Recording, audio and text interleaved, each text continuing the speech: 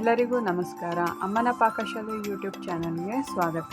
ಇವತ್ತು ನಾನು ನಿಮ್ಮ ಜೊತೆ ಅವರೆಕಾಳು ಉಪ್ಪಿಟ್ಟು ರೆಸಿಪಿನ ಶೇರ್ ಮಾಡ್ಕೊತಾ ಇದ್ದೀನಿ.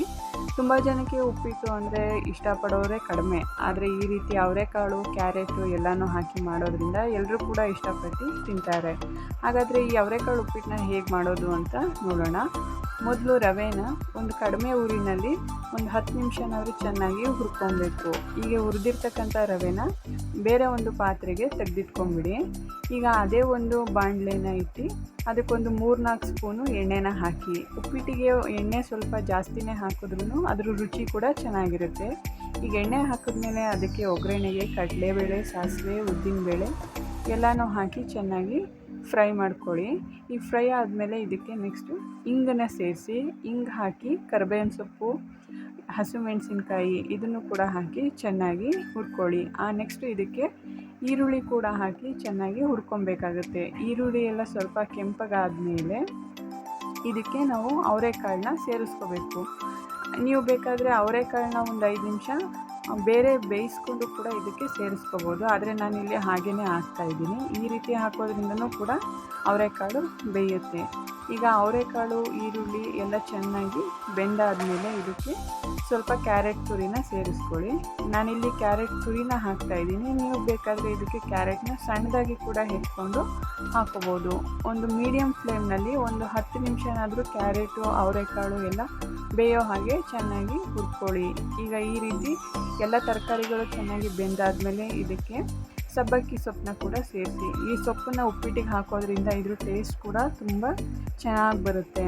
ಒಂದ್ಸಲ ನೀವು ಕೂಡ ಹಾಕಿ ಈ ರೀತಿ ಉಪ್ಪಿಟ್ಟನ್ನ ಮಾಡಿ ಟ್ರೈ ಮಾಡಿ ನೋಡಿ. ಒಂದ್ಸಲ ತುಂಬ ಚೆನ್ನಾಗಿ ಬರುತ್ತೆ ಸಬ್ಬಕ್ಕಿ ಸೊಪ್ಪನ್ನು. ಈಗ ಇದಕ್ಕೆ ನಾವು ಬಿಸಿನೀರನ್ನ ಸೇರಿಸ್ತಾ ಇದ್ದೀವಿ.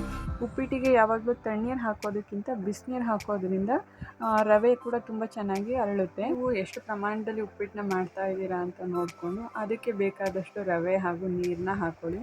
ನಾನಿಲ್ಲಿ 1.5 ಗ್ಲಾಸಷ್ಟು ರವೆನ ತೊಗೊತಾ ಇದ್ದೀನಿ. ಇದಕ್ಕೆ ನಾನು ಎರಡರಷ್ಟು ನೀರನ್ನ ಹಾಕ್ಕೊತಾ ಇದ್ದೀನಿ.